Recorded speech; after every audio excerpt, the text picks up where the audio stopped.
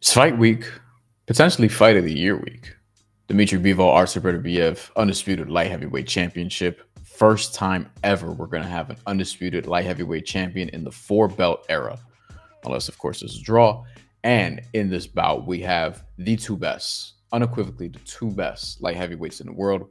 Did a Dmitry Bivol film study looking at his fight with Canelo Alvarez and what could sort of translate into this bout with Artur Beterbiev, who is a pressure style fighter. And now here we're doing the Artur Beterbiev piece, looking at the last time we saw him in the ring, because he hasn't really fought a lot of guys like Dmitry Bivol, or frankly anyone for that matter. But we're going to use Callum Smith as a barometer because it was the most recent time we saw him in the ring. This is pre-meniscus surgery, because Bivol, Beterbiev were supposed to get it on in June. Meniscus surgery pushed this back to later in the year. We're here in October. This is when the fight is going to take place. So we haven't seen Beterbiev, who's going to be 40 years old in a couple months. We haven't seen him since January 2024. And that was the first time we saw him in a year. We'll look at the Callum Smith fight, because Callum Smith wanted to fight on the outside. Bivol's going to want to do that in this bout. Bivol doesn't have the height and reach that Callum Smith does, but he's obviously better. So we'll see what we can take from this particular fight as it relates to Beterbiev and how he can match up stylistically with Dmitry Bivol. Artur Beterbiev 19-0 with 19 knockouts heading into this fight. This took place January 13th, 2024. Beterbiev right on his ass. Oh boy. Look, he'll try to do the same with Dmitry Bivol, but in the Bivol video, we went through why it's going to be way easier said than done. So this right here, let's back it up a little bit. If you see the video being choppy, that's just me fast forwarding, backing it up. So on the ropes, I think we're going to see a lot of this against Dmitry Bivol. I think we're going to see a lot of this, and then pivot away. That's what Dmitry Bivol did against Canelo Alvarez a lot, to sort of dictate the pace and use his footwork for the majority of, especially early on in the fight. And then later he was able to settle in and have some success even on the inside. But you saw a lot of this early on, and ultimately it's what kept Canelo Alvarez from getting into his true offensive rhythm. I think we're going to see a lot of this little, like, if he's on the ropes, Beterbiev comes forward.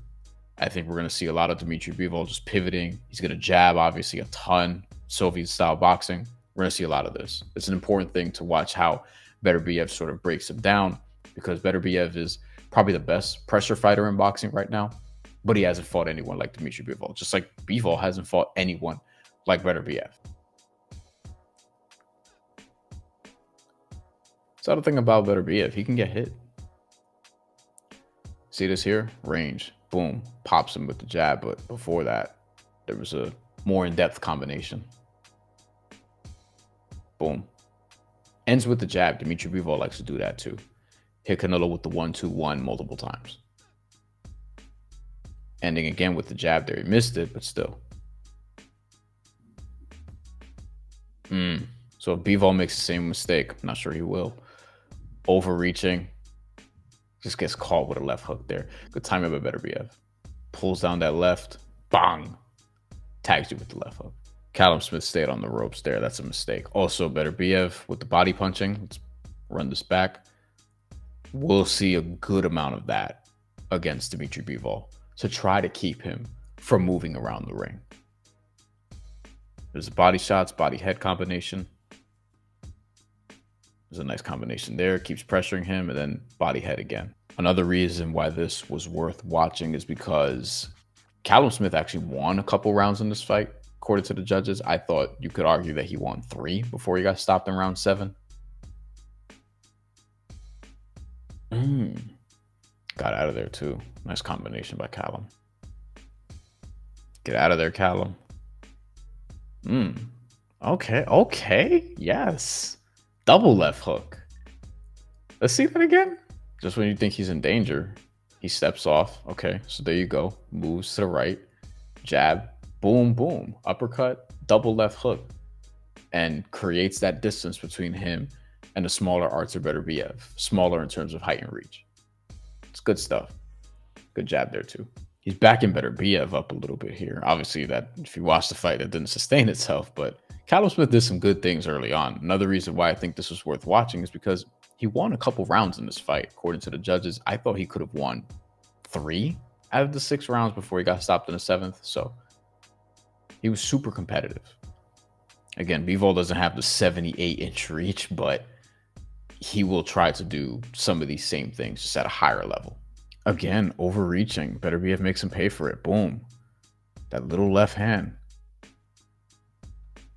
Callum Smith right here. Whoosh, bang! Gets hit in the top of the head because he committed too hard. And Beterbiev gets him from the outside here. That's interesting. Uh-oh. Here we go. Here we go. On the ropes. Get off the ropes. Get off the ropes. Get off the ropes. Listen, man, he's the best pressure fighter in boxing. This is ridiculous. Bivol would try to have pivoted out by now. And this is where I think Callum Smith went into trouble. Now, he clearly believes in his power a lot. And he slipped in a nice shot there, but you don't want to try to mix it up with the inside with somebody who is, 1, Artur Beterbiev, but 2, you have a big reach advantage over him. Good jab to the body. Slips in a nice uppercut here. Look, Callum Smith has some power too. Like, we'd say he's a bigger puncher than Dmitry Bivol. So Dmitry Bivol is probably not going to take the same risks. And he shouldn't. This is good work by Callum Smith, man. Oh, get out of there, though. Watch how he pops Callum Smith. Here. Boom. From range. Like, steps into it. Pops his head back. Bang! And he evades one coming back to him and gets out of there. Wonder how much of that we're going to see against Bivol. Small things, but as I said at the Daniel Dubois, Anthony Joshua video, and others, the basics, they'll get you far. Okay. Okay, let's back this up because Bivol is going to do a lot of this. I think Bivol is going to do a lot of this. Right here. Reaching for that right hand. Callum Smith plays this perfectly. Little step back, boom. Left hook. Beterbiev overreaches with the right. Gets tagged with the left, boom. This is really good from Callum Smith. Little step back. Boom. Left hook. And then smothers that left hand in case he was going to see like a left uppercut or a left hook or something along those lines. And Beterbiev does throw it. But because Callum Smith just sort of crowded his space there, boom, gets inside, smothers that left hand, and then is able to step back and get away from it after that little move. It's beautiful. This is beautiful work right here. I think Bivol is going to do some of this as well. I think this is the last round here and where Beterbiev ultimately gets a stoppage. So let's see how he does it. Callum Smith, super competitive, but oh, there it is. There it is. He gets a little wobbly. All right, we're going to run this back in slow motion, see where he gets tagged. So Beterbiev and Callum Smith are here. Callum opens up. Okay. Went over the jab with the right hand. Bang. Knocks him off balance and gets out of the way of that left hook right after. So full speed. Boom. Right hand. You almost don't see it. Gets him in the corner. Traps him there.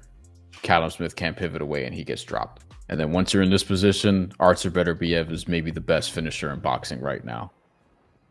In the corner, can't get out. Smith is dropped again. Corner says no mas. It's not happening anymore. Respect, because looking out for your fighter, and Artur Beterbiev gets the win. Great effort from Callum Smith. I hope that his next fight is a really good one against a good opponent. He deserves to be back in the mix. It was a really good performance, I thought. I thought he won a couple rounds, but Artur Beterbiev is just that dude. Artur Beterbiev, Dmitry Bivol. It's going to be a fight of the year contender. Very close. Betting wise, Dmitry Bivol has moved to being a slight favorite. I would probably favor him in this fight in terms of boxing ability and also age. Worried about Artur Beterbiev coming back from meniscus surgery at 39, almost 40 years old. He's going to be 40 in January. But I think Beterbiev could absolutely win this fight. If the pressure cracks Bivol and if Bivol doesn't have the chin that we kind of assume he does, then yeah, he could put his lights out and he can end this fight quick. It's tough to bet against somebody who's never lost and also has knocked out all of his opponents Dmitry Bivol could be the guy to do it, but this is what makes this a fascinating 50-50 fight. I would lean Bivol here, but yeah, it wouldn't surprise me at all if Beterbiev won this fight. And if I were betting on Beterbiev, I would bet on him to win by knockout or technical knockout at plus 180, plus 185. You get some good value there, but we'll see what happens. I think it's going to be a tremendous, tremendous fight. And hopefully it's the first of 2, maybe 3 fights between these two guys, because they're the best light heavyweights in the world. And we're finally getting this fight. That's all we have for today. Make sure you check out the Dmitry Bivol video. Actually, that's going to be out by the time you see this, and more content soon on the channel. NBA season's coming around, and obviously we got a bunch of fights before the end of the year. Stay tuned. We'll talk again very soon. Thank you for watching. Like, comment, subscribe, all those good things.